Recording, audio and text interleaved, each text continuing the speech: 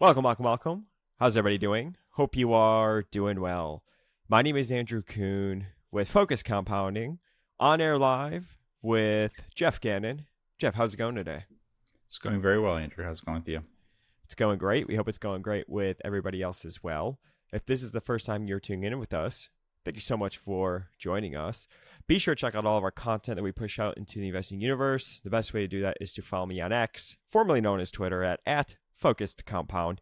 If you want to get access to investment writers from Geoff going all the way back to 2005, go to our website, focuscompound.com. And of course, if you're interested in learning about our money management services, you can reach out to me at andrew@focusedcompounding.com. All the information is in the description below. If you have a question that you would like for us to go over on the podcast, email to me at andrew@focusedcompounding.com. I'm going to insert that ad 3 or 4 times throughout the podcast. We don't take any advertisements on this, right? But if I were to turn it on through Spotify or YouTube, well, I guess we do have some YouTube ads on, so that's not completely true. We'll say on the podcast side of things, if I wanted to turn the ads on for our long list of our backlog, they would just insert ads throughout it, But our only advertisement is going to be to send in a question, help keep the content going, let us know what's on your mind, and we will bring it up on the podcast. So email it in, andrew@focusedcompounding.com. So Geoff, I want to show you this. I came across this last week, this piece of content that I thought was interesting to look at. I call it historical art. And this says unsustainable values, large cap companies with price to earnings ratios over 100. And of course, this is from the .com era. It says that this was actually from March 22nd, 2000.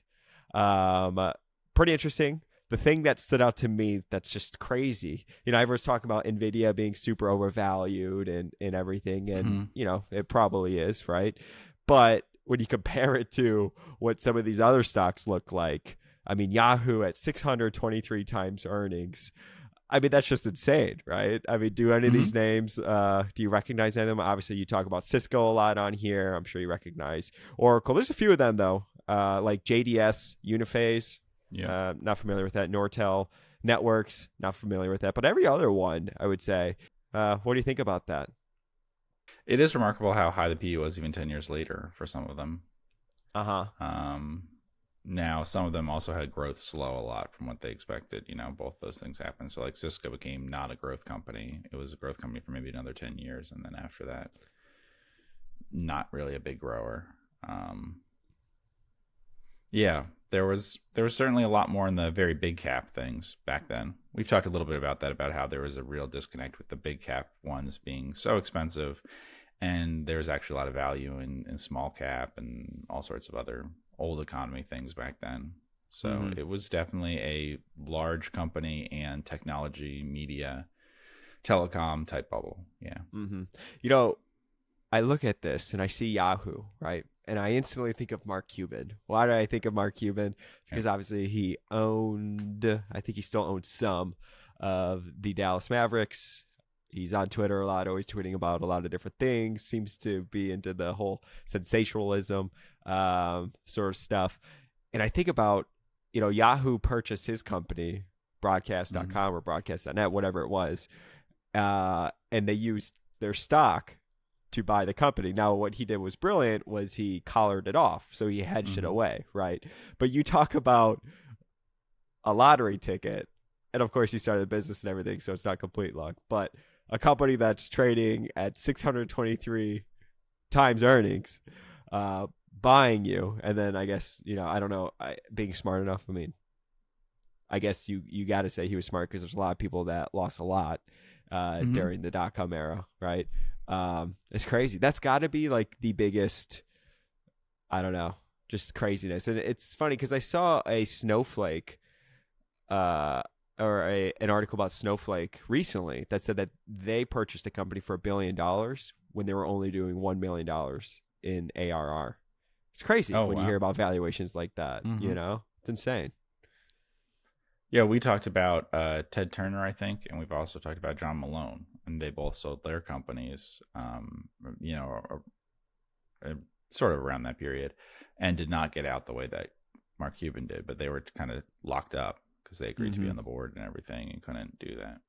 Which John Malone said was a mistake, right? He'll never put himself in that position where he's locked up without having control of the outcome. Crazy. Anyway, so we can go over 13 Fs. Okay. A lot of 13 Fs came out. Some things that stood out to people. I have Dataroma pulled up right here, but someone did summarize some different changes. Of course, Warren Buffett was the first one on here. You saw that he sold down his Apple stake.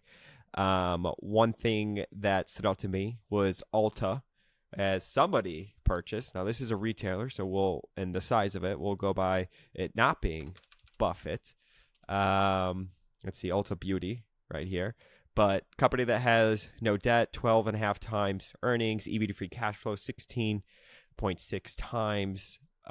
Looks really good when you do like a snap judgment on this stock. So curious just to hear your thoughts. Let's get your own snap judgment on ULTA Beauty. And who do you think it was? Is this a Ted or a Todd position?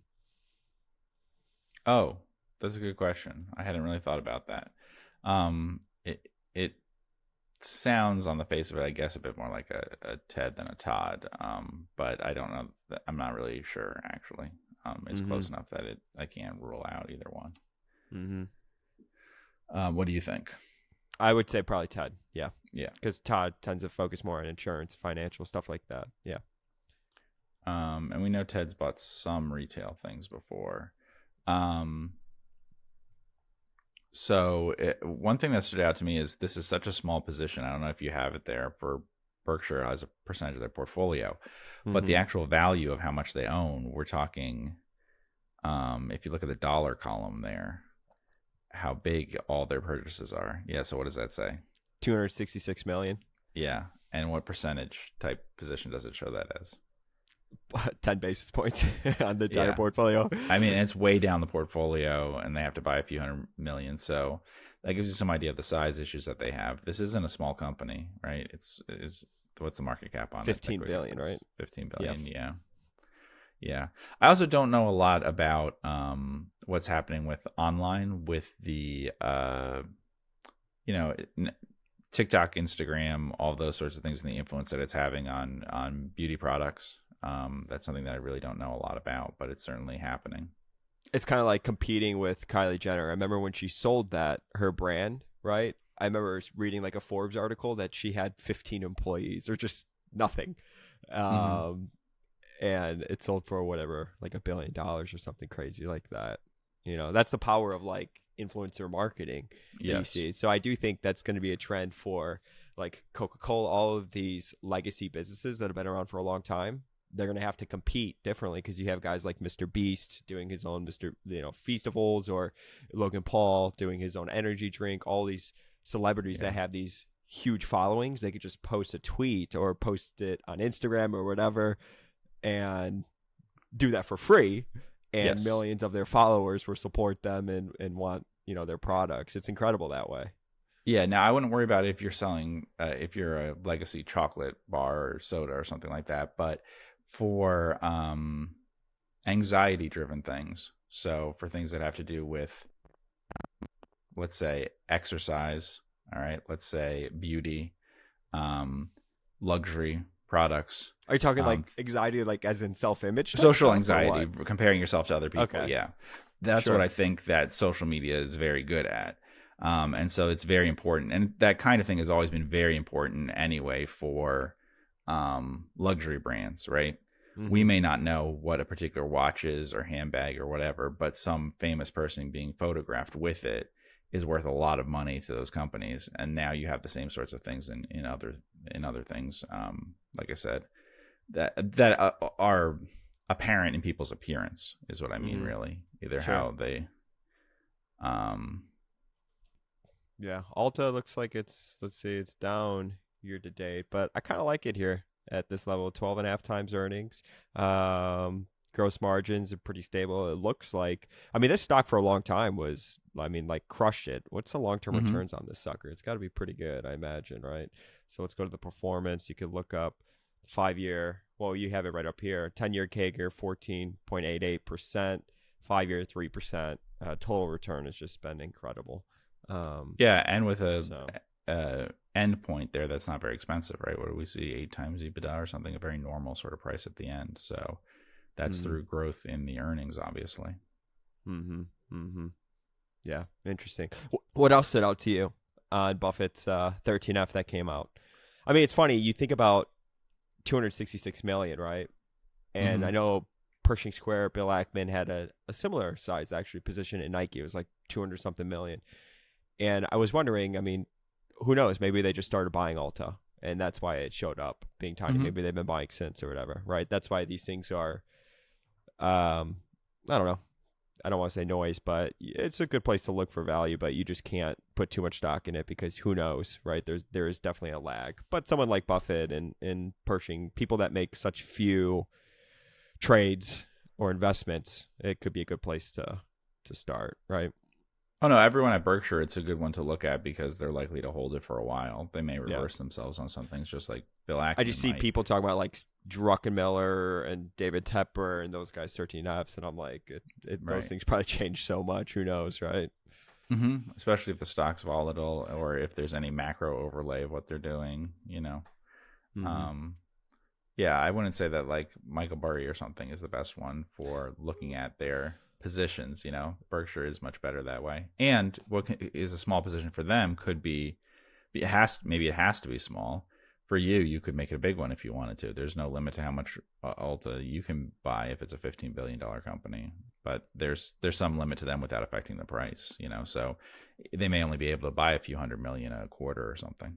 Mm-hmm. Mm-hmm. Yeah. Speaking of Michael Burry, it's going in on Asia, right? Alibaba, Baidu, JD.com. Yeah, I also wonder what things we're not seeing in his portfolio. That's the other thing. Same Just as like some with of the other different ones you securities and mentioned. stuff like that, Yeah, shorting and all of you that. don't know if they're hedged in different ways versus the entire market or something. Yeah. Mm-hmm. Mm-hmm. Yeah, because look at David Tepper. Everyone freaked out because he has sold down a bunch of his tech stocks. Okay. Yeah, which are the biggest ones? Yeah. Mm-hmm. Mm-hmm. So when you go to Data Roma and you look at this Mhm. weekly, do you look at like the top buys? What do you look at? Insider trades definitely, and then also, yeah. So those that you see down at the bottom on the Mm-hmm. left, yeah, definitely look at those, and then also I would look at particular ones that I think are good for more concentrated and longer term investors. So I think on the list that we have recently here, your Warren Buffett's, Glenn Greenberg, Lee Lu. What else is there? So there might not be a lot of things changing, but when it does change, it might be interesting if it's a stock you haven't really thought about in a while or don't know. Those are definitely interesting ones. Yep. Mm-hmm. So for people that may not focus on like these mega cap stocks, is it for you just a way of looking at what industries you should look at maybe and find companies in the smaller cap space? That could be true. It depends on what kind of investor they are. So, if Glenn Greenberg or Bill Miller or, there's probably a few other ones, was suddenly buying into some particular industry, that would be really interesting, because they're the kind of people who might, like Buffett did, say, buy a bunch of airlines or railroads or whatever at the same time. They're the kind of people who might do an analysis of that industry and think the future might be different from the past. So that would definitely be something to look at. If someone buys a big giant bank, you could look if you should buy a small one. If they buy an insurance company, you could look if you could buy a smaller one. You can also buy the same ones that they do too. There's nothing wrong with buying the big companies there. The portfolios where they aggregate them isn't as interesting because we have so many different super investors on a list like this, and so it's more of a consensus. This is just what a lot of hedge funds and things own. Mm-hmm. So somebody had wrote into us, and this ties into looking at a company like ULTA. We could use that as an example, asking if we can go over our first 12 hours on a stock and what that Okay. typically looks like, and then asked if we could provide a method for a snap judgment to determine if it's worth a deeper dive. So basically, the email was asking what our first 12 hours look like, if you could take us through that whole process, and then if there's a method, like where do your eyes go, for when you do a snap judgment on a stock and decide, yeah, it's worth taking a look at? Yeah, that's really hard because I think my approach is very different from most people's that way in terms of it's not standardized at all in terms of thinking about a stock a certain way and duplicating that research for each stock. It's really going to depend on what are the key questions to have about something and deciding that early on of, what don't I know and how harmful can that be to me? And so like I brought up immediately the things that I might not know about ULTA. And so that would be a big issue about understanding it and having to research that particular things about what's changing in that. Yeah, what's changing in the marketing, right? Through social media and through influencers and what effect that's having on people and how the consumer behavior is changing. And that's going to be very important for specialty retail, obviously. For other things, it could be, so this is something that's not very cyclical, but it's a societal shift, right? But for something that's more cyclical, if instead of being Ulta Beauty, it was Sleep Number or something, then it would be, okay, what's the cyclicality of that? Or Home Depot if it was some giant stock or something, where are we in the cycle and what does that look like? And that would be more of a concern. Is this purely a cyclical thing, or is this a societal thing, or is this a competitive position of this company versus others? It would usually be researching other companies that I think are similar to this one at the same time and comparing them and seeing how it's doing kind of competitively to isolate those things that we see in recent trends, right? Because it's pretty easy to have the long-term. I mean, a huge part of it is the long-term record. That could be 80% of your research on a good business, could be the long-term record, 80% of your ultimate decision, but it's not going to be 80% of the time you spend on the company. So the rest of the time will be saying, okay, well, what's going to make the future different from the past? So I would be less concerned if you had these prices 12 times earnings or something on something that was, cola or candy or something. But I would be much more concerned if it is something like this, where I'd say, okay, well, do other people see something that I don't and are predicting that for the future? Because there are some things that are actually changing with customer behavior, marketing, things like that. And so that's where I would be focused on here. I would certainly read a large part of the first 12 hours, I guess, would be reading the proxy, the 10K, and the 10Q. And I would do that for every company always. No, I would probably read the 10K first, and then the 10Q, and then the proxy. And then I would probably see if there's an investor presentation and earnings transcripts after having read the proxy, having gone through all three of those things. Mm-hmm. So that won't be 12 hours, but it could be 6. That could be spent doing that, sure. 10K is the best place to start because it's the least promotional. It's scrutinized a lot by lawyers and the SEC, and generally it's less promotional. I mean, you go and look at an investor presentation, and that is way more promotional, I would say. So I guess it's good to take people through your mind. So like with ULTA, right? And I doubt you've read a 10K for ULTA recently, but when you talk about like social media and marketing and stuff like that, is I guess your worry or your key question that you'd want to think about and research more on, is that just people being able to go direct to consumer and cutting out the retail aspect of it, sort of like what happened with Amazon, or what? No, yeah, I mean, I guess that could be a potential issue, but that's not really what I'm thinking of. What I'm thinking of is more starting with one, what are the trends in it versus other things? Are we potentially in a period that it's unusually high for some period of time that I'm seeing there? So is some of the growth because of things that were happening that aren't going to be happening in the future? That's one potential thing. So like, for instance, COVID, right? People coming out of COVID. You could have unusual purchasing of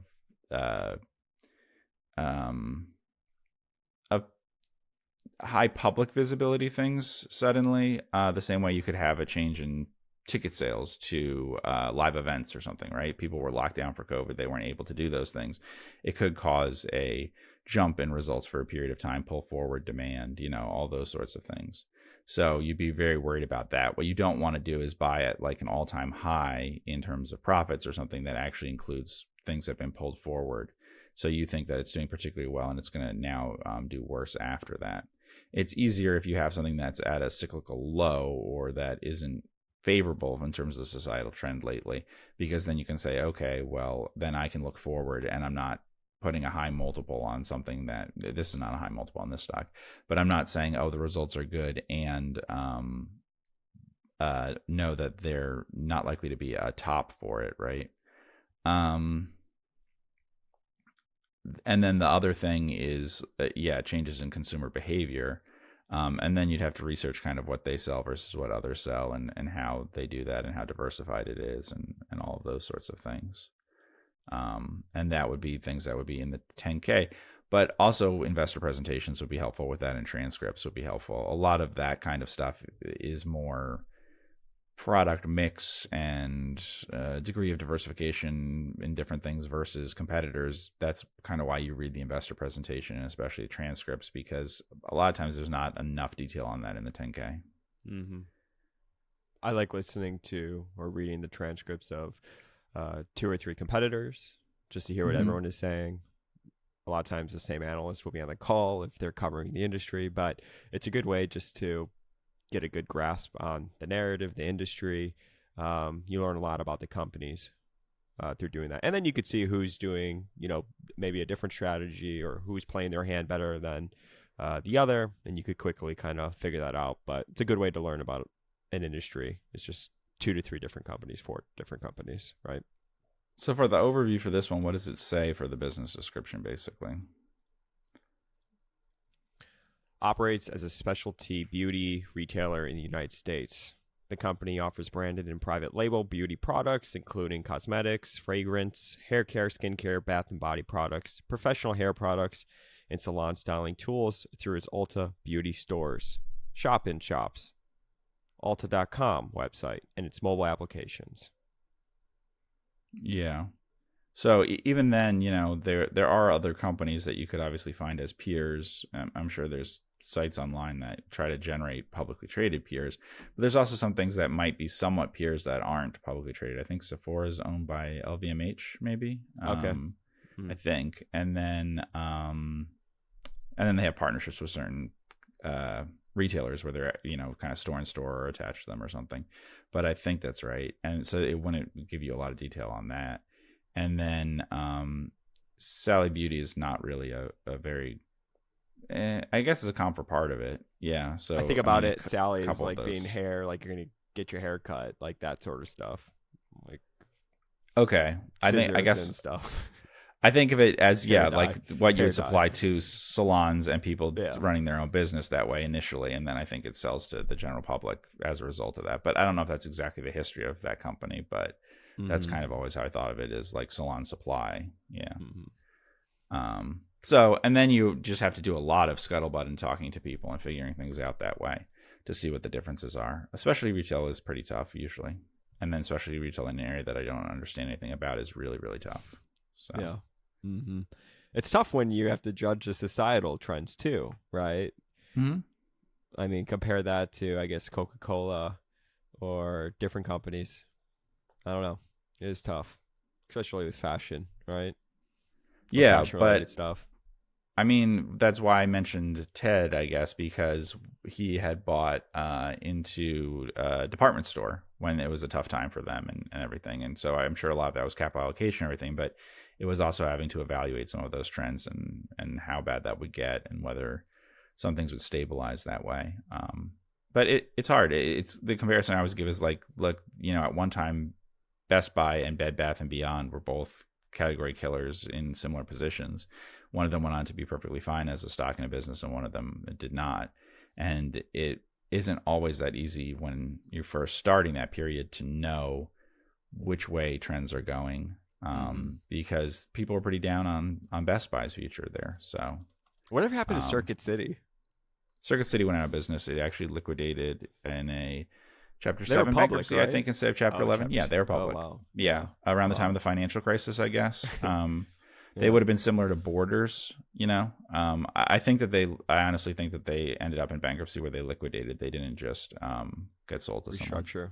Wow. Yeah, I think so. Crazy. Well, I did a call for questions. We haven't dedicated a Q&A podcast in quite some time. So got a bunch of questions. Thought we could spend some time going over this. Obviously, if people have more in-depth questions, they could email them to me at andrewfocuscompounding.com.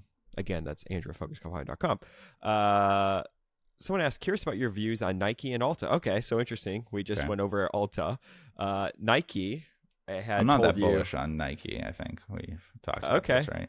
Okay, why is that? I don't know if we've talked about it. Have we? Oh, I told you so a couple companies, like $200 million in stock. Okay, so I think Nike's pivoting, but a couple companies did something that I think the stock market liked that I didn't love that much, which is they got really enamored during COVID with going direct, right?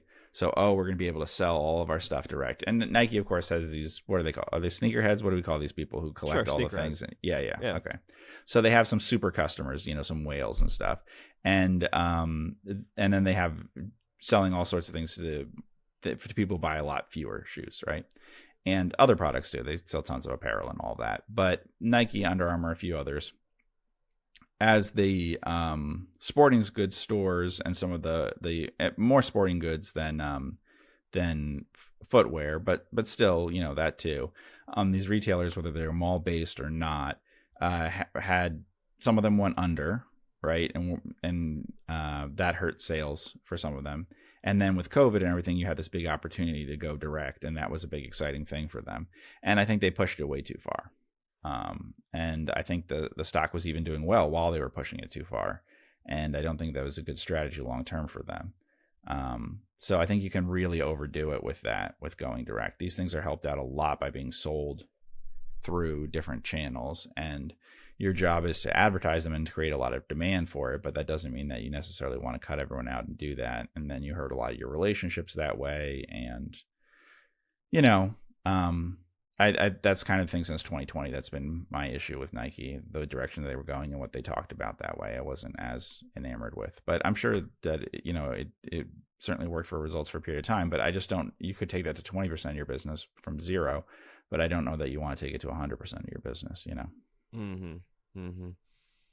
Price to earnings, about 22 times, EBIT free cash flow, 18 times, 10-year mean margins on EBIT, about 13 times, EV to sales 2.3 times.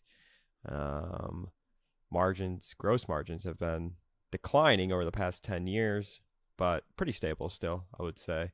I don't know. It's an interesting place to look. I mean, the stocks on some of them are pretty wild, like what happened to Adidas at one point with how pessimistic people get, and then it's like Under Armour, right? Remember how pessimistic people were on Under Armour? Yeah, they've had a lot of problems. Yeah. Do you think Nike will still be a main brand 100 years from now? It could be, sure. There's no reason why it can't be. It's like, see what I got on? Nike t-shirt? Yeah. Got it. So you are a little bit pessimistic on Nike. You're not bullish. No, I haven't heard their recent comments on it. I think that their comments are that they are not going to go too far with that anymore. But I just saw a lot of things like Foot Locker terrible, Nike great, and I just think it went too far with people's ideas about how that would happen, and what the brand is. They're not really a retailer, and there are some things, and Foot Locker is a good example where, look, they're selling so much Nike compared to everything else there, then what does it really matter? What are you really getting there? But you are getting something of being able to sell different things. The Best Buy thing, this is a thing with Roku and Best Buy where I kind of disagree with some other people. Best Buy is critical to all of the major tech companies because it's a neutral place that will sell all of your things, and they can't sell each other's stuff.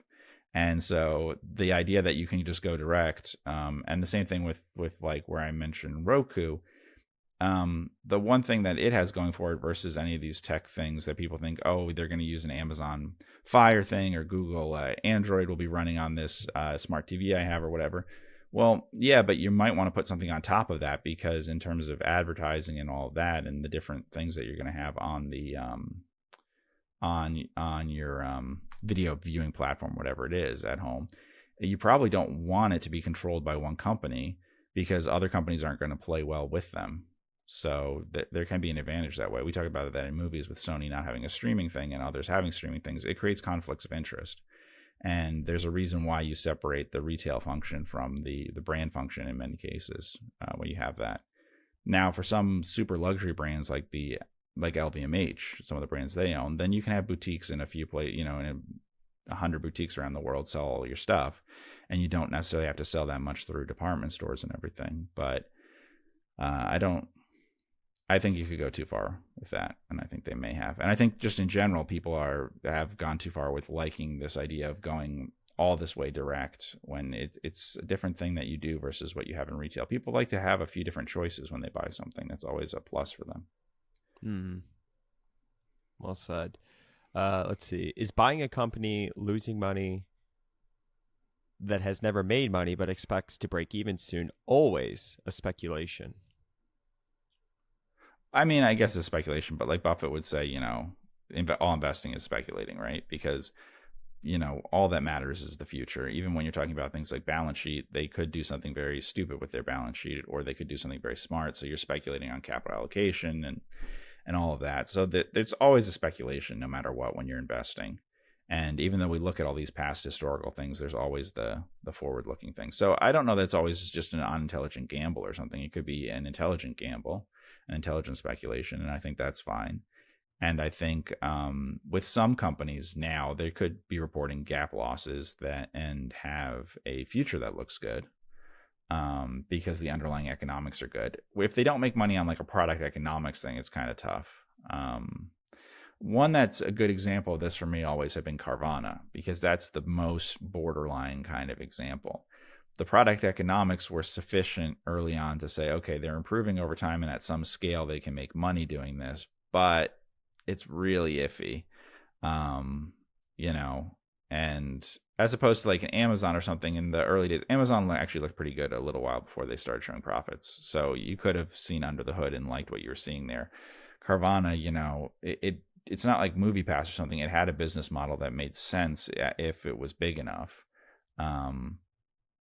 But it didn't require a pivot to something else. But it also was, not as amazing as the stock price was usually reflecting. So I remember that about MoviePass. We would talk and you'd say, I don't know how this is going to work as a business, but as a customer, I'll use it. Mm-hmm. And did, yeah. And then whatever happened to that did not work out, huh? No, and they came back in some other form where I think they like use your data. They track your eyes or something. They do something to like take information on people and sell it. That's their new business model when they came back. Wow. Crazy. Yeah. Year to date, Carvana, the returns. I mean, it's $150 stock. Wasn't this just like close to single digits recently? If you can speculate that something that people expect to file for bankruptcy doesn't file for bankruptcy, you can make a lot of money. Yeah. That would be the best inside information someone could have, is not like even that there's going to be a merger or something, but that I've heard they're going to restructure, or I heard they're going to not need to file or whatever. That if you can predict that, then there's some of these companies before where I'm like, gosh, you just put like a tiny position on, but it goes up, 100 times. Well, the stock was pretty cheap versus like its balance sheet size. Now, and like it had a lot of total assets, it had a lot of liabilities and a lot of assets. So, it's a super leveraged bet on a lot of car inventory at that bottom point there. I mean, we're talking, let's say, end of 2022, beginning 2023, a $5 stock. Mm-hmm. But I'm sure that there are some people that were lending to them that were concerned about whether they would get 100 cents on the dollar. Okay. Yeah. Yeah. So I said, maybe you don't put 20% of your portfolio in it, but where you're like, the unit economics could make sense. There's something here. Someone could be interested in this business. I don't know. They also did shift some things. So, this has happened with a few companies where the other issue was when you were looking at it, there could be a concern that how worried are they about what's happening? And are they just being optimistic for the public? And actually they're going to try to make sure that they are financially healthy here, and they're going to slow down the amount of growth they had. If you look, probably quarterly or something in the QuickFS, we can see like they were growing with results getting worse, basically. You know what I mean? So part of the fear when I'm talking about the concerns about bankruptcy and everything, it's not a good sign when you're rapidly growing into not great economic results. You know what I mean? So they were not necessarily focused on survival, or you couldn't be sure that they would be. You'd have to take their word for it. You know what I mean? If earlier in COVID, let's see, where was there? Do we have like revenue growth? I mean, I guess what I was thinking is more like, okay, so balance sheet. If you could go to balance sheet, I guess we could see the growth in some of the items there was quite large. It will probably have to go annually, but if you go back to COVID period, they had a real explosion in inventories at a time that wasn't great to be doing that in terms of the financial results they were getting when we look at the margins and everything. So, but but it's not like it's just a service business or something. Then it has a lot of, like I said, a lot of assets and everything. So what is the market cap on the company now? 16.6 billion. Right. So when we look at that low stock price, that's a very low stock price versus the balance sheet, so that is a very, very leveraged bet at that point. And that's why you can go up a lot.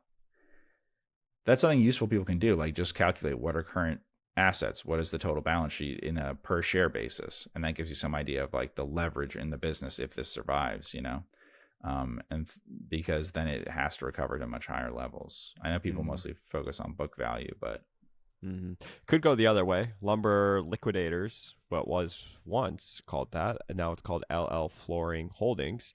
They filed for bankruptcy recently.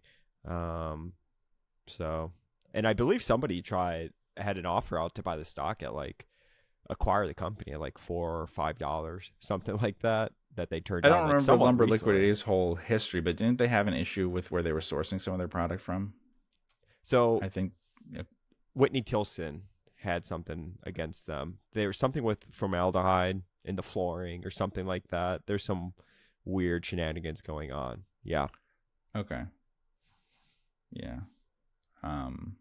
I feel like there was a TV thing done on them at one point. Whitney Tilson, 60 Minutes. 60 Minutes? Okay, Yeah.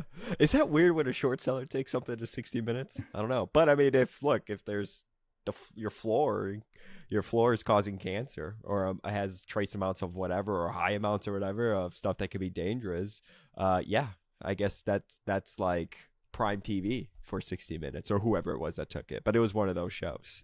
60 Minutes, the middle of their show has historically been they end with something nice, usually like some interview or something, but they have whistleblowers, short sellers, etc. That's their big thing, is kind of investigative reporting there. Yeah, I forget who it was. Yeah, it was 60 Minutes. I'm looking up right now. Yeah, interesting. Okay, let's see. Next question. Overall opinion on valuation of the market.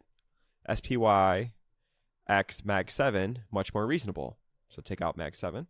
Will broadening out be enough to sustain a rally if leaders are not leading? Question mark. If breadth plus Mag 7 leads, market gets more expensive from here. Yeah, I don't know. I don't have a prediction on it. The market's very expensive. We could look at the Schiller PE. It's really expensive, and rates may go down in the future, but rates are not at levels that are, when we look at everything that happened before, say 1996, where you have all that period before that, we're not talking about rates that are way out of line with much of that plenty of times in that period. So that's no longer an argument for it. So we're in a phase where we have to say we're different from what things were in the 1900s and in the 2000s, and maybe we are. Got a Schiller PE up 35 times. He's saying if you take out Mag 7, it's much more reasonable. Is there going to be broadening out? What's going to happen? I could see forward returns in the market just being not so favorable, I would say, over the next 5 to 10 years. Yeah, I mean, I guess things did. I mean, if you took things out in 1999, would they have been a lot cheaper? I mean, you just had that, right? It told you what it was outside of the top however many stocks, right? So I think that did happen in the 2000 bubble. That basically the biggest leading companies then trailed companies after that.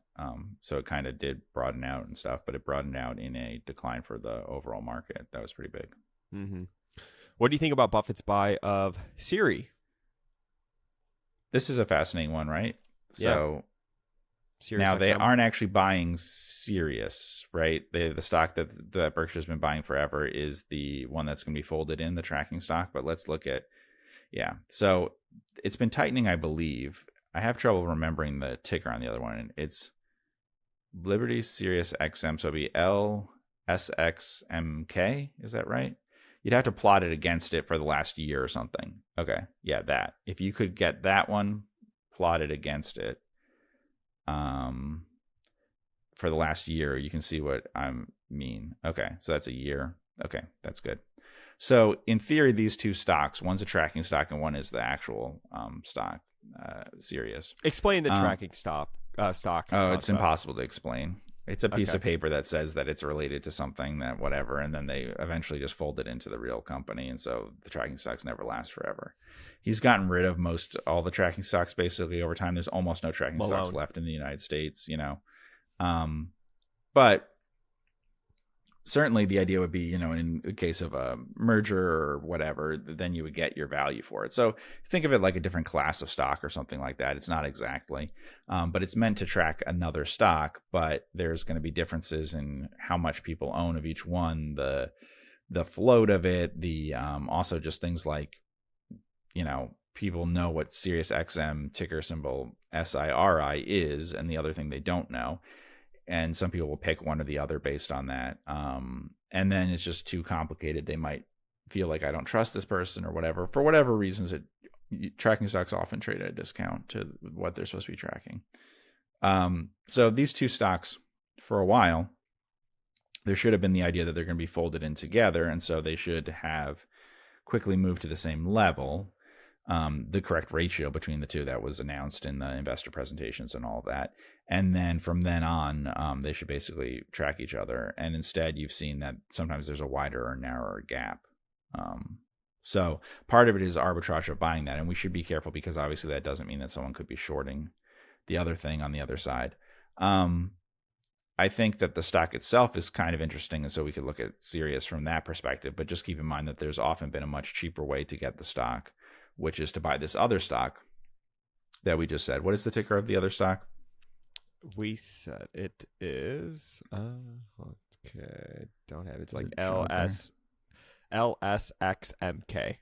Okay.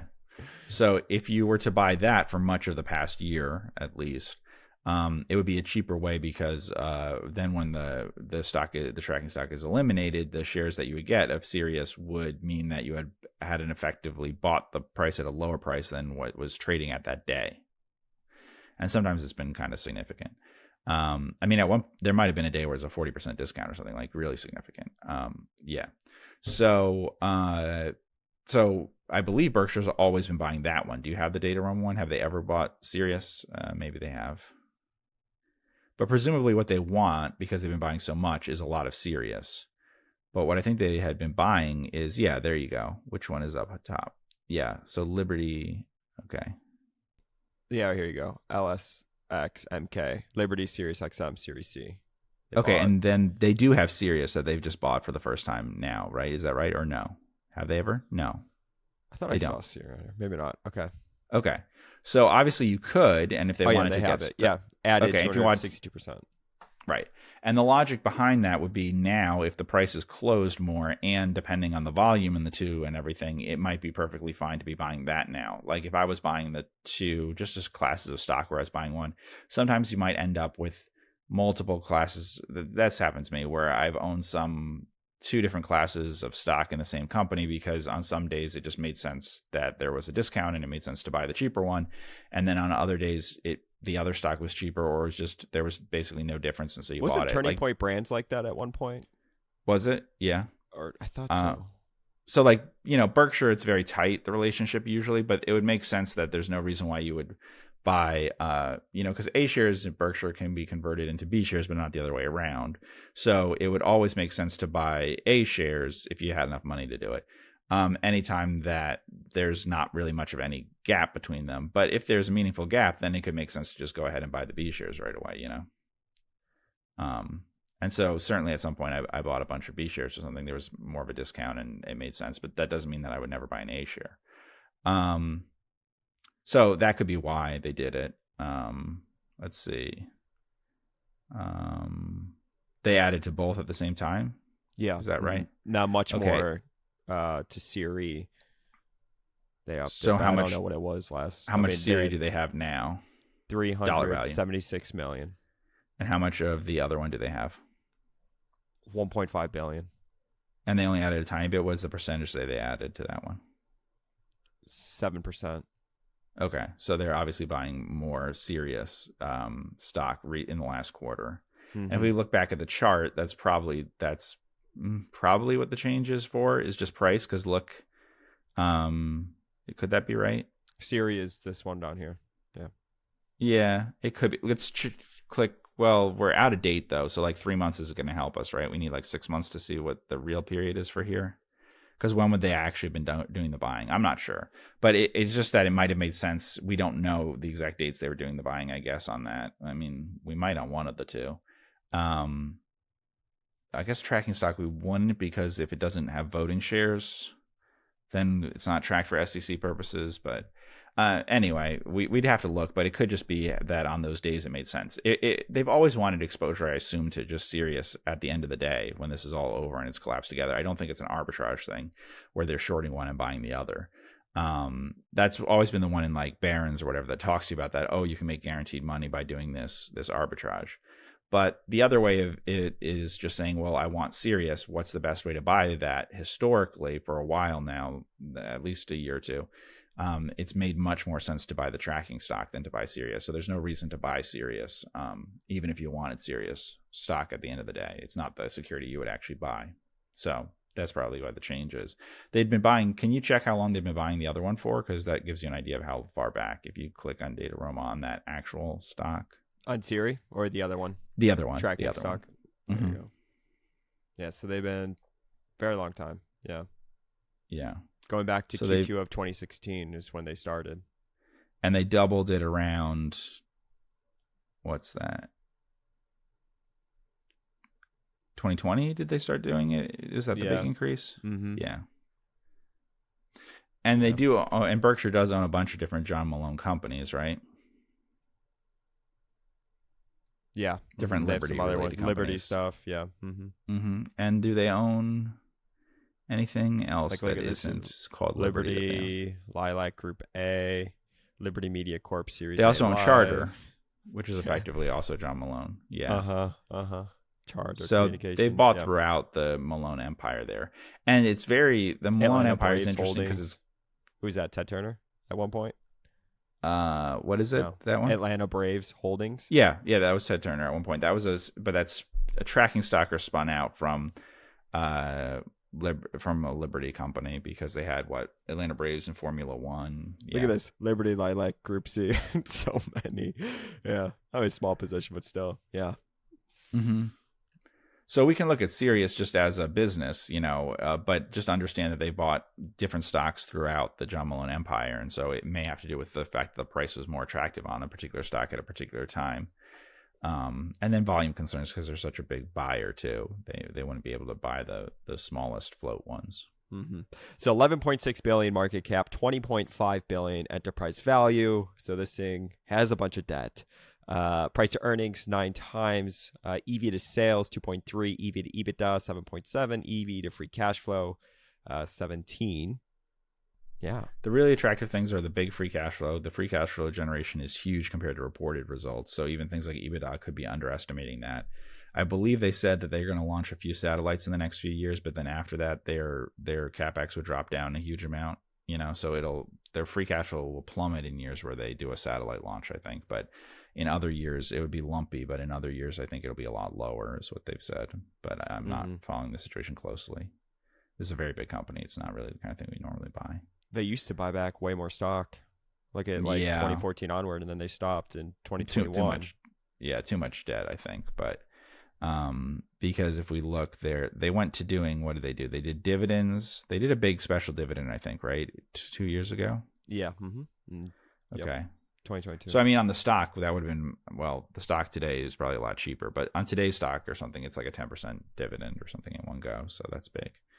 And then the business, 10% dividend, 10% dividend, but the stock falls 51%. Got it. Mm-hmm.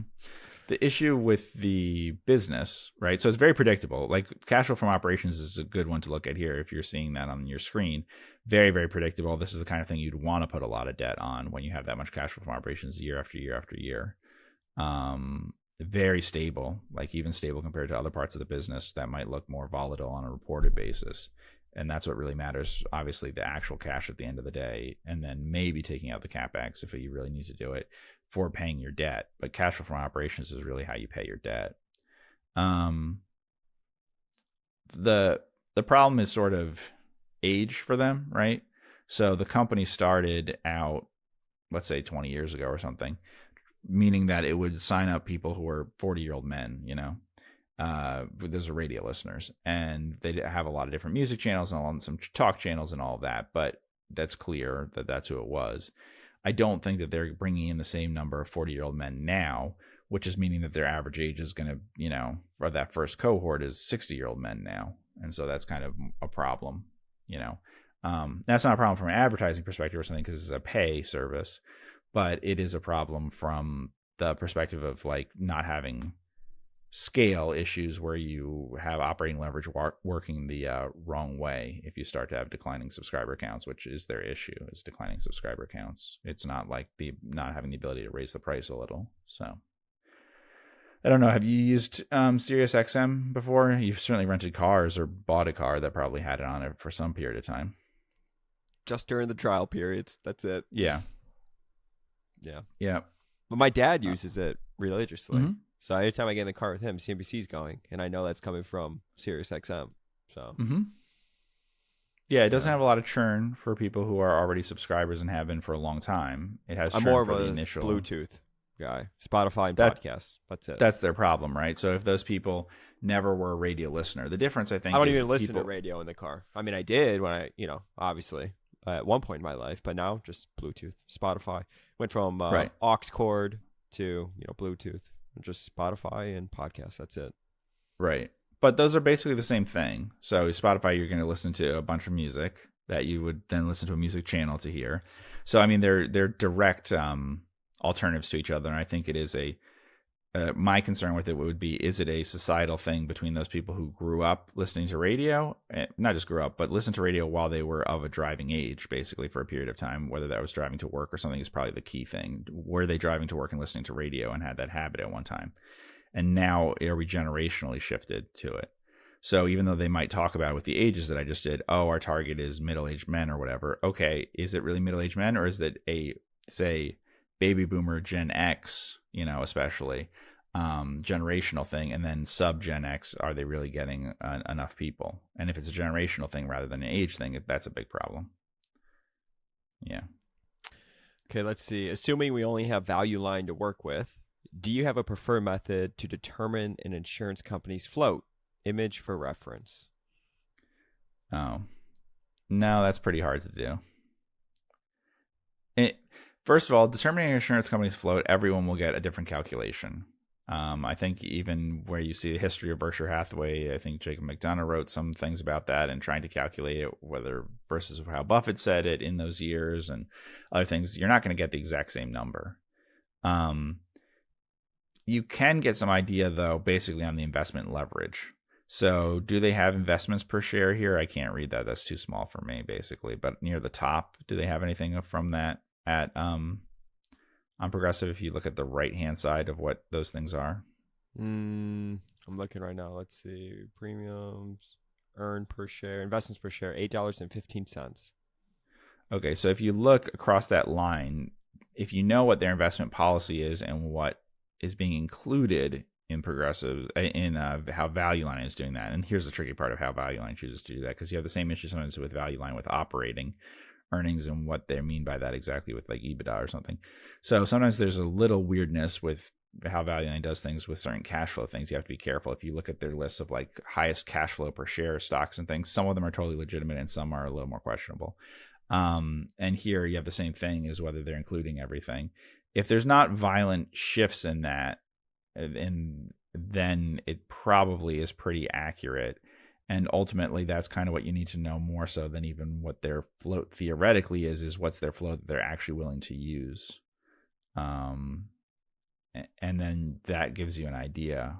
And then usually you break it into two buckets where you look at the underwriting results and you look at these investments. But you're basically going to be financing the investments with your float there. I mean, it depends on the company, but let's say Berkshire over their entire history or something. Ultimately, they're going to be their cash and their fixed income stuff is often going to be the amount of their float, really, and their stocks are going to be more their equity. It's not a perfect way of describing it, but it kind of is. So it's not like they're not really financing their. It's not always as simple as people think in terms of believing that Berkshire stock portfolio is really financed with their liabilities that they have. Instead, it makes more sense to think that they cover all their liabilities with their cash and their bonds, and then they're able to invest the equity of the insurance companies as if in stocks, right? And then for many other insurance companies, you're going to invest everything that you have in investments, which is going to exceed your float there. But so Value Line, the best thing would be investments per share, but you have to figure out what that means by comparing it to actual balance sheets from Progressive. And the biggest issue for Progressive is probably how they treat cash versus investments, because a bunch of their portfolio is quite short term or something. So some of it might, like right now, say Buffett decides he wants all 3-month treasuries or something. Well, 3 months treasuries yield more than 30-year. So that could be an investment. We're all saying that's like he's sitting on cash, but look, what would you invest in? It's the highest yielding government security that he has laying around right there. That could be his way of investing right now.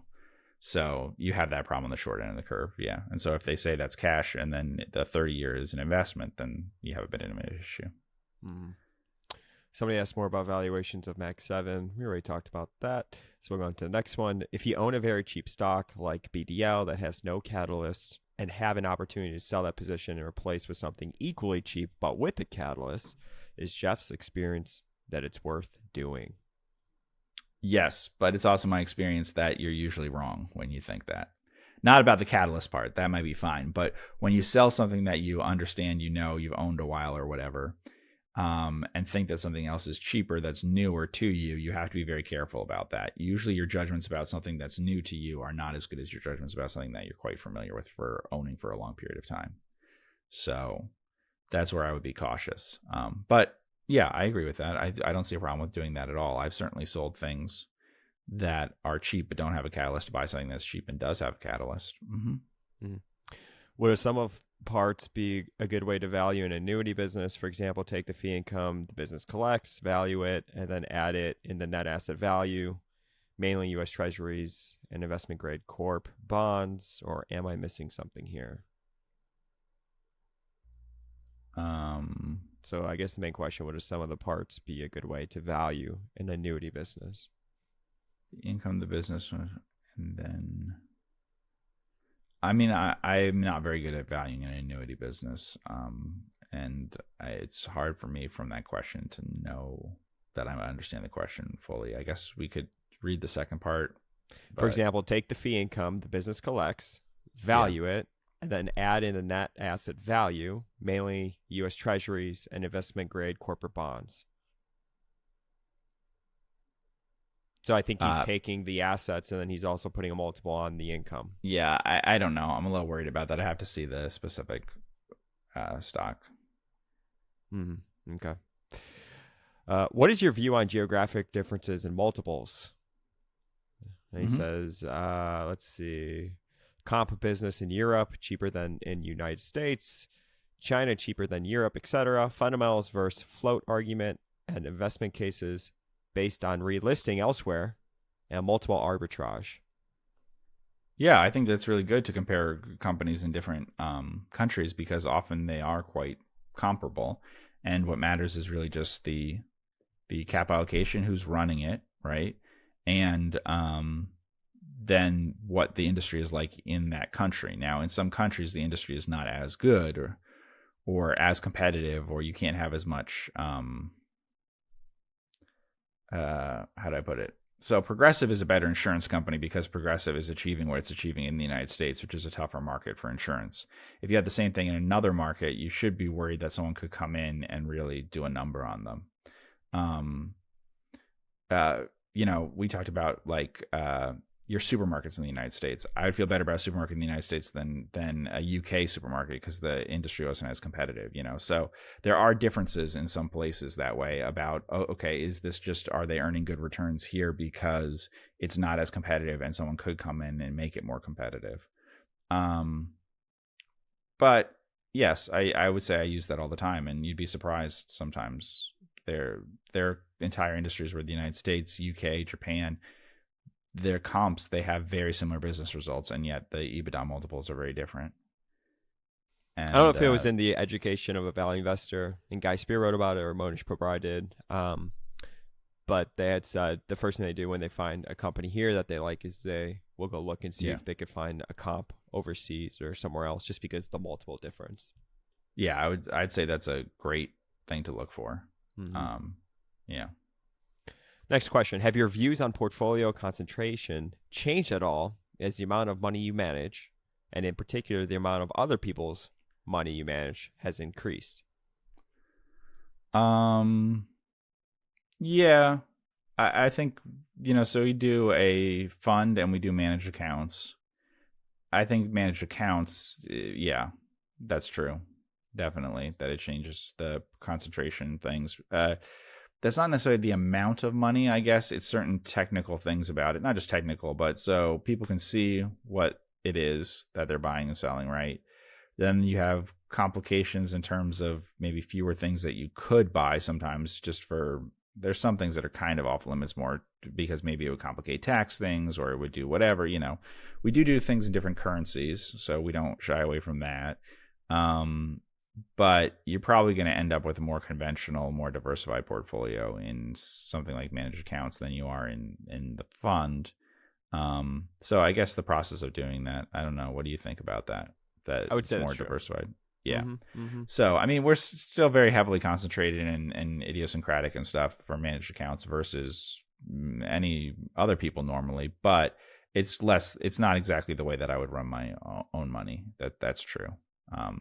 In part because you have, I guess it's flows more, both for the fund and managed accounts, I would say. It's that with your own money, you don't necessarily have to make decisions worrying about the timing of things, whereas timing becomes an issue just in terms of always needing to be able to put money into something or take money out. You can't be as sporadic. So the Buffett approach, which is great, of just doing nothing and then buying a ton of Apple and then doing nothing and selling half of it, is great, but it doesn't work as well when you have clients generally. And even for a fund, if that's as concentrated as he was in Apple, that would present problems if he kept bringing in money or having money going out or whatever, right? But he had a stable, permanent form of capital. So it's the flows, I think, more than anything. Mm-hmm. Thoughts on farm equipment dealerships? ? I see most have been taken private opportunistically, mostly by management.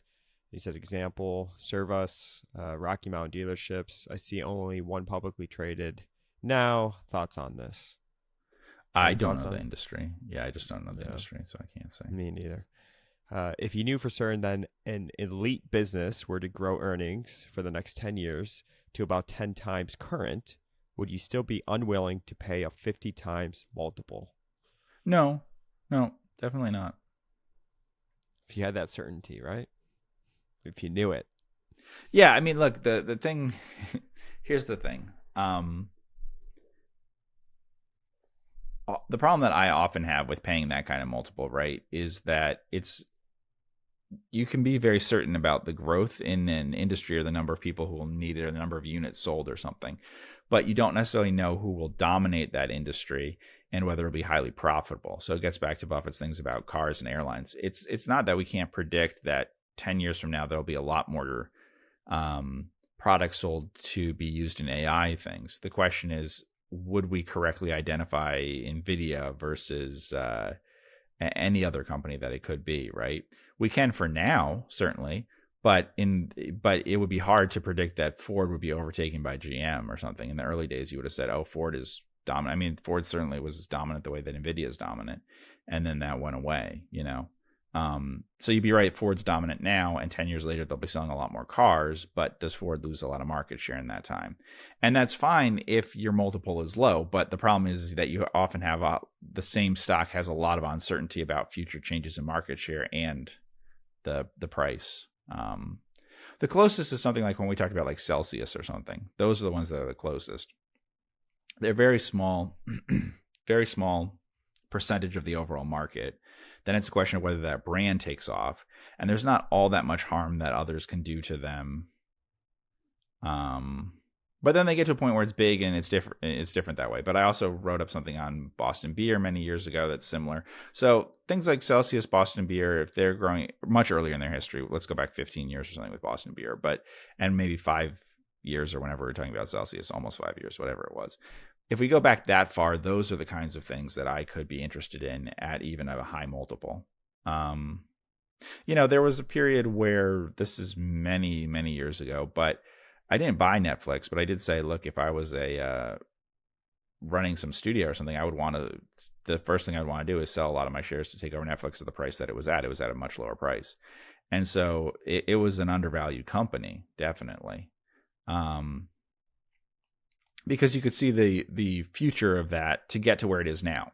There seemed to be no doubt that it would get to saturation, that people would have it. Now, they might use other services, but I wasn't afraid anymore that people would use other services and then not Netflix. So I don't have a problem. Like if you're launching something and you have a small number of subscribers, but I feel confident that you'll eventually get into basically everyone who wants a streaming service, which is my feeling with Netflix in the United States, then yeah. And then what brands that we said there, an emerging entirely new like market, that's tougher. So like when Netflix first made the switch from doing physical DVDs to introducing the idea of streaming and everything, no, that would be less so, that I would be able to make that choice. I always love to see how much they still make from that, because they do still make like 100 million last time I checked. Really? Yeah, from DVDs. Let's see if we can find it. Yeah. Here you go. DVD revenues. Let's see. What was it? Yeah. 82 million. Is that it? Yeah. 82 million. Yeah. Down so a smaller from fish, 145 million. So it's down 43%. Yeah. So like a smaller fish in a larger pond, or the Netflix thing is that it was so simple in that, ultimately at the end of the day for people, once it was streaming instead of DVD rental, it's just like TV. We can pretend that it's some high technology company and stuff, but what it is a cable TV service, right? And so I know what an HBO is or what a Disney Channel is or whatever. And so Netflix will be that. And it turned into that completely because then it started doing advertising and everything. So you're not afraid of that. And so at that point, it would be fine. It's not actually radically changing at that point. But when you're trying to convince people to send DVDs, to have DVDs sent to them in the mail, send DVDs back and doing all that, will every grandma and stuff ever do that? I don't know. But they'll be happy to sit there if you put this, preload the Netflix on the thing that they're getting and everything. And Netflix had gotten to a situation where it was like that. Likewise, if you know that it's just a question of getting in more and more places for a beer company or for an energy drink company, it's just about, okay, will more and more places carry this product that's already selling in the places that it's at? Then I'd be interested. But honestly, like even, why we mentioned the NVIDIA things and stuff is that's just so far outside of what I could do because it's just so much change happening in it.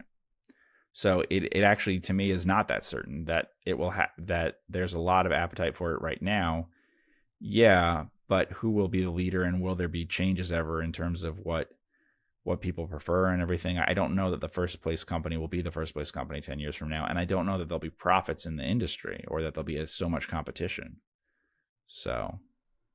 Mm-hmm. Who are the investors Geoff Gannon respects the most and who is most overrated in his book? Well, I don't think I'm going to say who's most overrated. No, I mean, the one that I respect most is Buffett, right? Especially in the ways that the parts that other people don't emulate, right? Buffett got rid of his Apple, right? And everyone shocked. I don't know that people were shocked, but whatever it was. But he said when he was selling another stock, I forget how long ago, so they said, oh, is this a trim or whatever? He said, well, we don't trim. So everyone wants to slowly go into the position, right? And everyone wants to slowly go out of the position and trade around it. Even the Buffett fans, and everyone does not want to sit on a ton of cash and then do a big whatever thing like he does. They don't want to completely shift to, never bought a railroad in my life and now I'm going to buy, make it one of my biggest deals ever. Or I've been telling people forever airlines are terrible and then I bought them, So, like, the airlines thing did not work out for him, right? Salomon Brothers was a disaster too, and both of these weren't as bad as they could have been. But a lot of people, after making public statements about those things, would just not do it. He tried to still think rationally about what made sense and was willing to say, I'm going to buy it. I mean, of all the industries he talked about, I think airlines were the industry he said the most negative things about. And yet he was willing to consider buying them. So I think that that's very interesting that he's willing to look at things and try to reframe them. He has principles that he sticks to, but then everything else he's flexible on instead, on rules and things. And so a lot of other people are either not very sticking to their principles their entire career, or they stick both to their principles and all their rules of thumb, no matter what happens and what changes with the market. So yeah, definitely Buffett that way. Somebody asked if you could take it a step further with this Nike and ULTA and pick one for each, buy, sell, hold. Nike, ULTA, Starbucks.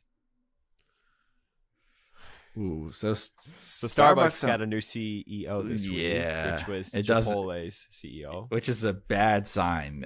Like it might work out great, but the history of agreeing to incredible payday to steal someone away from another company and all these Seemed like it was on accommodations, these usually end in disaster. Yeah, he's gonna have an office and a assistant in, was it Huntington Beach or somewhere in California? I forget where. Yeah, but yeah. Where it he is just interesting. Moved Chipotle's headquarters too. Yeah. I mean, I don't know him, so he could be a genius and everything. I think Ackman's recruited him before, because that was definitely an Ackman recruitment to Chipotle. To Chipotle. Oh, yeah? I said Chipotle. To Chipotle. Yeah. So I thought that was interesting. And Chipotle stock was down a good amount on that news, and Starbucks stock was up a big amount on that news. I'm a big fan of Starbucks as a place to go for coffee. They are just about everywhere. They have a good app. Trenta size iced coffee. Yeah. Yeah, I didn't realize I could do that till you ordered it for me. I would always get a venti iced coffee, and then you actually ordered me an iced coffee recently. It was like, oh, wow, that's right. I'll just get a Trenta. People are concerned for my caffeine intake. If they're concerned about yours, they should be more concerned about mine, probably. I'm concerned about yours. That's saying a lot. Yes. I think it calms you down, actually, so it's good. Okay. Yeah, I don't know. I'm not that optimistic about the long-term future for Starbucks, just because now there's so much room for people to come and compete in different ways with it, I think that it's overall a really good business. I'm very impressed with how it's been run over the years and how much it's stuck to what it does. Most companies, at least, I don't know what it's like outside the United States very well at all. But inside the United States, although they've tried lots of different things, they've done a very good job of sticking to what they do best and improving that over time. Because everything shifted. I mean, now they're doing tons of things through drive-through and mobile things. And the whole point of the company at first was this place to hang out and like a lounge, and it's completely the opposite of that now. And yet they've operationally been very consistent. So they haven't jumped on every little trend that everyone else has been doing. But they're the big giant company, and the industry hasn't grown over time that they've been in it. And now everyone else will come at them with differentiating themselves in some way from it.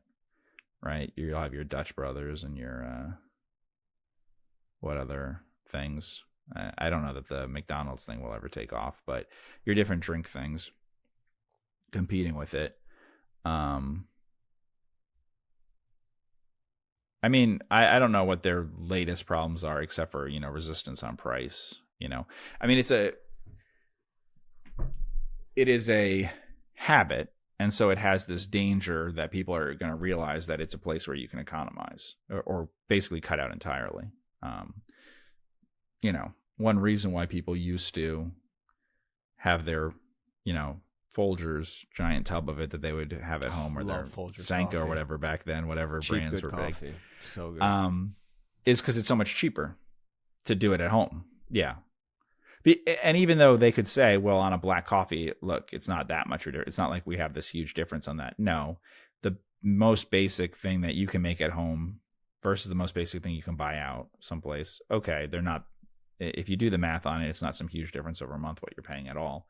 But they sell you a bunch of other stuff when you're there. So what's happening to people is what's the average ticket actually turning into? It's, they're spending $10 or $15 on a cake pop and a upgraded drink and stuff instead of what they would at home, which would be, they'd have almost no cost beyond the coffee there. So that's my son's favorite word, by the way. Cake pop. Cake pop, yeah. Oh yeah, Daddy, cake pop. Cake pop won't stop till he gets one. So gotta do what you gotta do. Yeah, what's their? I mean, their same store sales haven't been good lately. Basically, is the answer.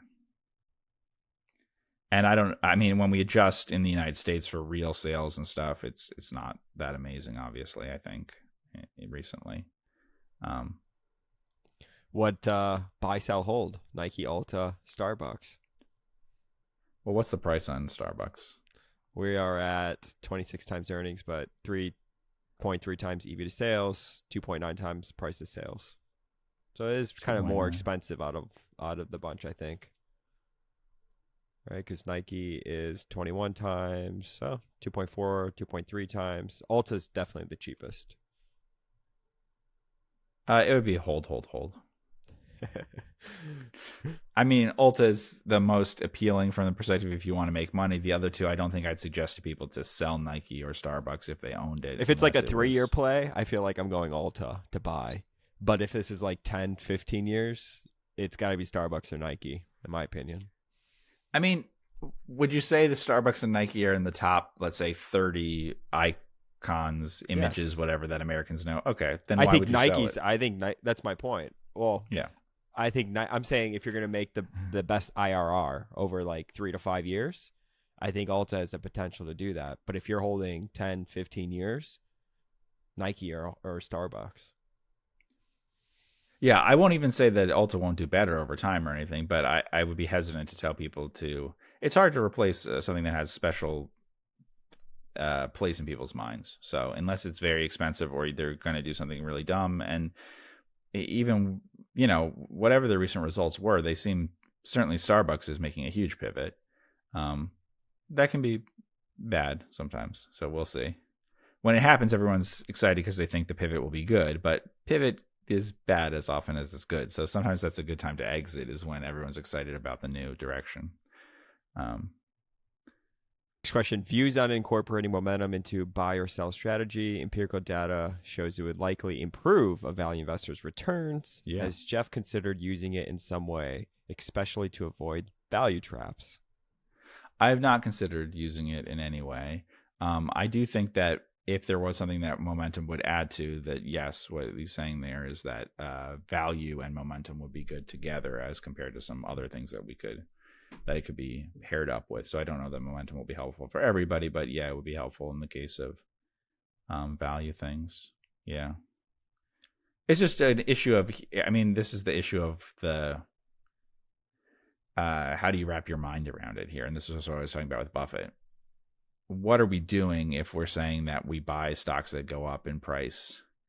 And then how does that fit with the rest of the value approach? Value is an approach that makes sense to me, regardless of what would happen with the market. This is something that the approach that we use would make sense with the idea that it's durable in all sorts of different market environments. Momentum, the question is is this just empirically something that has worked? And then should I just incorporate anything that has empirically worked, I wonder if he's referring to business momentum. Well, I think he's probably referring to stock momentum, but yeah, we certainly incorporate ideas about business momentum deeper in the business all the time when making decisions about stuff.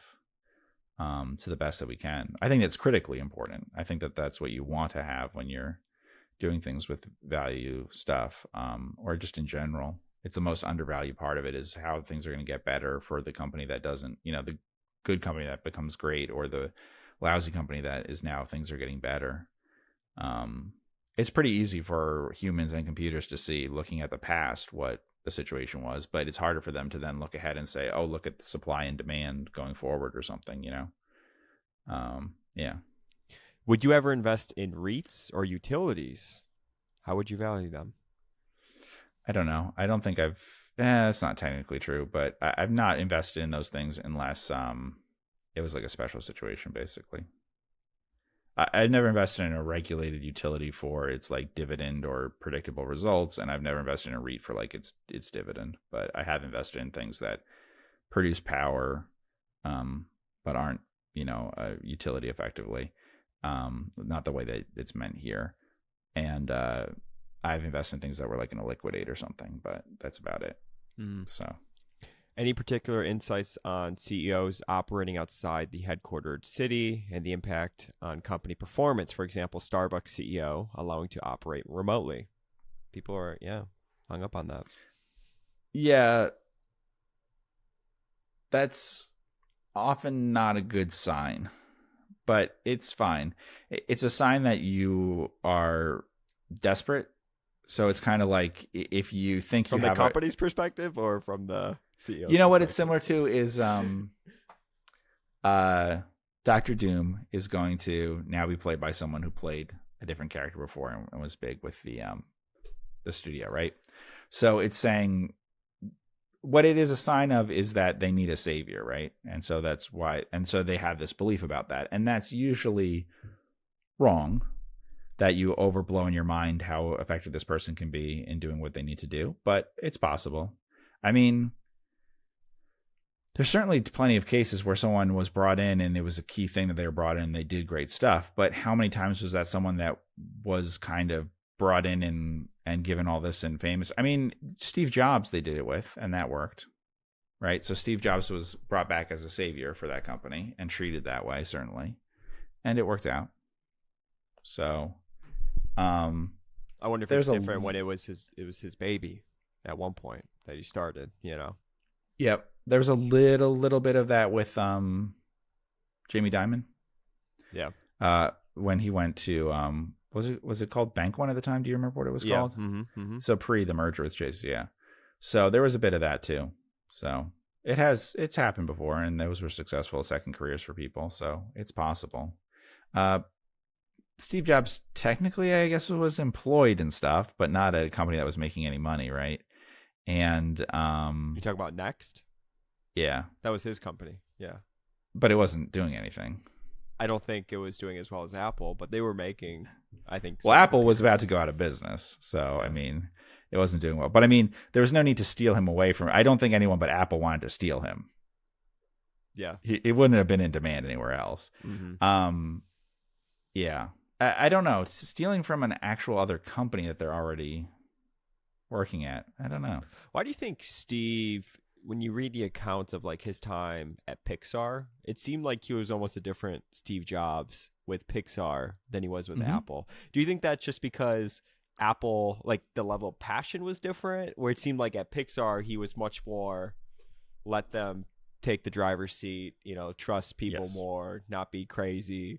And then Apple, people always talk about you could look at him the wrong way, or he could look at you the wrong way in the elevator, and you'll be packing your stuff up. What do you think that is? I think that's why. I mean, I think that Buffett left people for running businesses completely alone, but if they tried to touch his stock portfolio, they'd be out the door. So I think it just he felt complete ownership over it as an extension of himself and not Pixar. Mm-hmm. Yeah. Mm-hmm. Let's see. Next question. How do you discern which businesses in an inventory-heavy industry are the most well-run? I would say how many times they're turning over their inventory.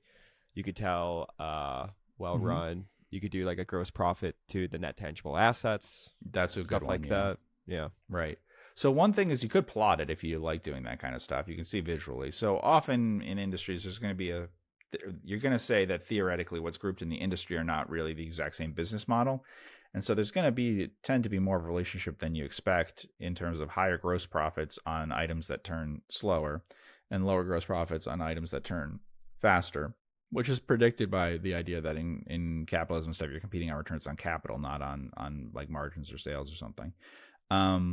So you have to compare them that way. I see so many things written up where they're like, this company has higher margins, this company, yeah, but it doesn't have higher turns, or this company has higher turns, yeah, but it doesn't have higher margins. So what you just said about gross profit to net tangible assets and all that is really good. Yeah, the hard thing is, of course, getting ahead of it so that you don't get in at a point at which they're making a mistake about something else. If you ever know that they're going to take a lot of inventory out and you can predict that ahead of time, boy, does that get you good results, because that is something the market highly, highly, highly overlooks. They're not great. The market is pretty bad about understanding how receivables and inventory work. Yeah. Are fears of national debt widely overblown, considering that NVIDIA gained 3% of it since the August 5th open? Yeah, as long as people are willing to be paid off in shares of NVIDIA, then you don't have a problem. Yeah. Yeah. No, I think it's underappreciated how much deficits and the national debt could really harm the country's future. I mean, the issue with perceptions of the national debt and NVIDIA are related. And we talked about like the George Soros type stuff in some previous podcasts where it was like reflexivity and all that. My problem with these are, if there's something that can go on for a really long time, then people can be unaware of the risks that are happening there.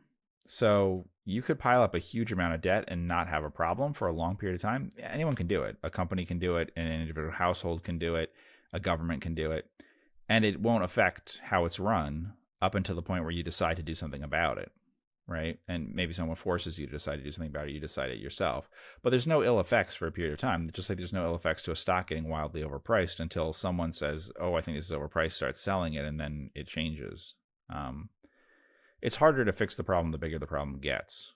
And so what you end up doing is more frightening when the problem is several times bigger. But you don't feel that until, the time where it's the day of judgment on that stuff, where someone decides, oh, we have to do something about this problem.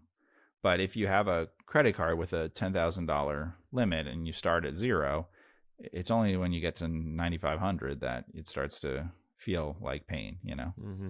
Mm-hmm. What's your view on the auto industry given the depressed valuation, especially for the OEM in Europe? Yeah, it's an industry I don't know much about and feel like I don't understand well and everything, but that is true. Some of it looks very cheap to me. But have you looked into Deere and Company? It is Big Moat Company. I'm struggling to read the balance sheet because of its financial segment. Yeah. I would appreciate if you could touch on that. That's all I can touch on. It's mainly a finance company in terms of how it actually makes money, which is fine. That's fine. I mean, that's how some companies make money and everything. But I'm just, I mean, when people talk about Carmart as some sort of car dealer or something, no, Carmart is there. It has car dealerships to create loans, Mm-hmm. How should you analyze defense stocks?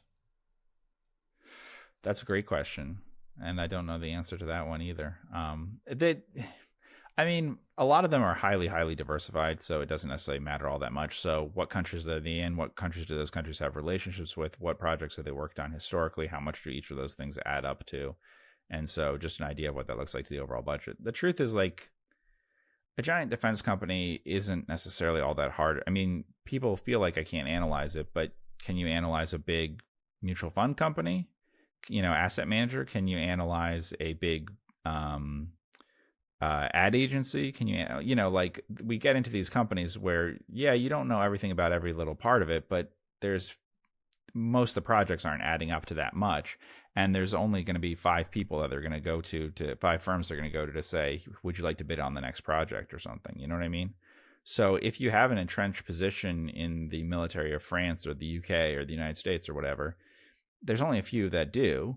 And then it's not that hard to estimate how much % of their GDP they're going to use on military things. So yeah, I don't think it's all that different than aerospace for being able to figure it out, to be honest. Aerospace is more winner takes all for some of it, but yeah. But a highly concentrated one would be tough. If you're telling me that they're making all their money from a couple contracts or something. Mm-hmm. Somebody asked for your take on HelloFresh, quick take or otherwise.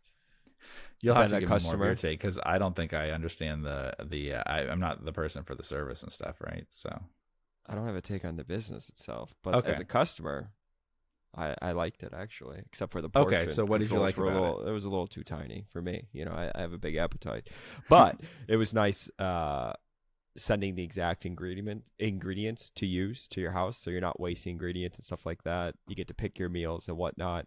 But I turned it off. I don't know why I did. I don't know if I just didn't want to pay the price or what, but yeah. So my problem with these generally is it falls in the category, to me, I think, of the be careful, because if you have something that you're trying to get a recurring, whatever sort of thing going, it's better to play to people's worst instincts rather than their best, right? Okay. Like, you know what I mean? Someone that's selling scotch and cigarettes and stuff as opposed to weight loss things, I'm going to be thinking that that's more a long-term business model here. I just worried about the churn in the marketing all the time with any of these things, of how much you have to do, because I just wonder if everyone will trial it. There's always an appeal to something that you haven't tried before, but does everyone try everything one time and then, move on? How many people have actually used like 4 different services for a period of time? And, that's what I mean. So that's why I was asking if you could just talk I want to try about Factor. What it's like. Factor meals, right? Yeah. But the difference is like Factor comes already made for you, so you just pop it in a microwave, whereas HelloFresh, they send you all the ingredients and you just cook it yourself. Right, but what I guess what I'm concerned about is, like, let's say Factor, right? Yeah. They send a direct mail thing to you, and it has a QR code on it or something, and you can save money. It's the only reason I'm piquing interest is because I got a discount for like $50 for 5 meals for a week or something like that. Yeah. And my concern with that is, does that as a marketing thing? My thought would be that will work if you've never heard of Factor, or if you've vaguely heard of it but not tried it, right? But is that working to get you to try it one time? And if they send you that later after you've already been a customer and stuff, it doesn't work. But the problem with that is, as long as there's new entrants, are you always interested in the new thing? That's always my problem with weight loss related things, diet, exercise, all those. I mean, that's all. Even things that aren't there to make money, I do wonder if people are like, here's the latest new thing in this, which doesn't necessarily make the most sense. Why would the best thing be the latest thing? Why would we have just come up with the best diet this last month or something? They've just discovered it. They've just discovered the best way to exercise or diet or something. Probably not. Probably based on principles that they knew decades ago. You know what I mean? Why would the best service be something just now? We're not thinking, oh, we've just invented something better than Starbucks this week. You've got to try it, So that's the kind of downside thing to it for me with that always is the marketing part of it. And the appeal of the other ones is, like I said, with the Vice type things, is that people may not like it and may keep doing it, but I think it's harder to send something in the mail and say, try this. And I don't know. There's just a feeling that people are like, I should be doing this or something. And then here's something I can try it. But then is it the same factors that were involved last time with why you didn't stick with that one? And then how much does it cost and everything? So, I mean, I got what was it? Tavala? That's a product that you can buy and it does meals and it's like a little microwave oven type thing, right? I kept the equipment and just canceled the service over time. Love the equipment, but never used the product. And it's probably sort of a razor and blade type business. So I don't know if I was a highly profitable customer for them. This thing? Tavala? Yeah. Yeah. The actual equipment was pretty useful. Yeah. Oh, interesting. Mm-hmm. Interesting. But that wasn't why I got the equipment in the first place. It was just for to use with it. And then I was like, oh, this is actually really useful for me just making other stuff in it. So, But you can also just buy from Hamilton Beach Brands or something, like go to Walmart styles and pick right, up probably something that's similar, $20 Ninja or whatever. Yeah. Mm-hmm. But what are your thoughts on over-the-counter markets? So I guess maybe because the stock's down a bunch and it's down earnings recently, right? But yeah, and the earnings have been very flat, I would say, in terms of revenue, and down in terms of earnings a little bit. I mean, we're not talking about huge. This isn't a business that has huge up or down years normally. Mm-hmm. But yeah, so call it Yeah. down from $60 to $47. We The have last a time the couple stock questions was on this. okay. The last time the stock was even meaningfully going up was like late 2021 or something. I mean, it's been barely goes up to, although it hadn't gone down much, and now it's going down. Yeah. It's not a super cheap stock, so you always have that problem of where's the floor on it when people decide that they don't like it. Do you have any updated thoughts on it, on the business? I like it a lot better than the market. I mean, you're buying something at, what is it? Free cash flow is often very comparable or better than earnings, and you're talking about earnings being only 20 times or something. Yeah, I would like to buy something like that. Cyclically, it's not a great time for it in the market, obviously, with the businesses that they're in. So that's not doing so great. I mean, we talked about that. Like all the speculation right now seems to be Mag 7 or big things. There doesn't seem to be a highly speculative environment around tiny things and foreign things. And OTC Markets has nothing in big US companies, basically. So it has zero exposure to all the speculative stuff that's going on now. So they're kind of, I'd say, in a cyclically low period for speculation. But yeah. But you like it more than the market over the next handful of years? And in part because of the price. I mean, if it was 1.5 times more expensive, then I might feel the two are more comparable. But this is, for something that has, doesn't really require capital, and in most years grows a bit in nominal terms all the time with the ability to pay that all out to you, 20 times is not crazy. I'm not, 20 times is a lot to pay for some asset heavy thing that has to reinvest it all. But for something where that's all the free cash flow and everything, I mean, you can only get in bonds something like that, and you have no upside.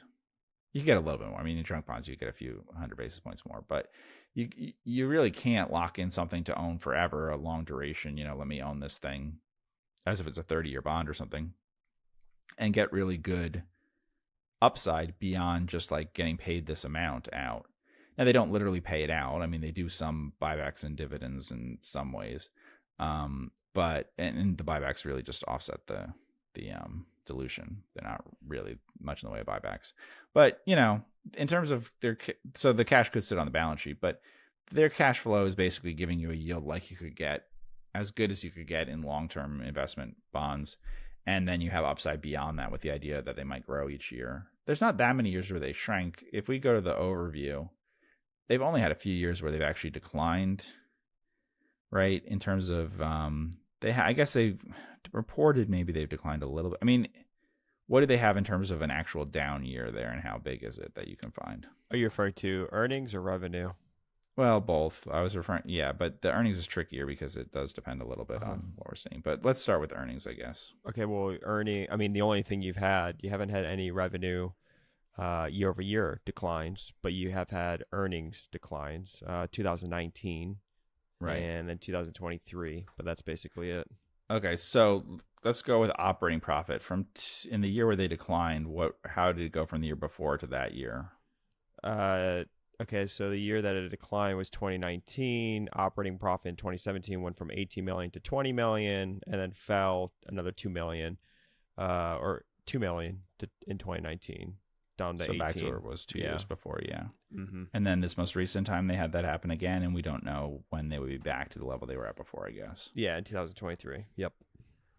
So, like when there's a decline, maybe you lose a year of progress. You lose 2 years of progress. So it's fits and starts, but I mean, there's some banks like this and some other companies like this, but anything that doesn't really need additional capital and every 3 years or so is going to be a bit better in terms of their earnings over time. If it's priced just at the levels like bonds are priced at in terms of free cash flow yield here, I think it's attractive. Yeah, I think that's attractive. Now, if growth went to nothing, it wouldn't really be attractive, But as long as there's some growth, you don't need a lot. And like we saw here, the growth was like 10% or something over the last 10 years. I don't know that they'll be able to duplicate that, but that's a lot for something that your multiple on is only 20 or something right now. So. Mm-hmm. Got it. Cool. That is a great place to stop. I want to thank everybody so much for sending in those questions on Twitter. Follow me on Twitter or X if you want to be on the lookout for next time, I will do that. But if you want to send me a more in-depth question that we will put in the presentation and pull it up on the screen, you can email it to me at andrew@focuscompounding.com. I'll thank everybody so much for tuning in with the both of us on the podcast here today. Make sure you hit the subscribe button wherever you're listening or watching us, so you will be notified every time we upload a podcast. And reach out to me if you're interested in learning about our money management services. Andrew@focuscompounding.com. I'll thank everybody so much, and we will see you in the next podcast. Take care.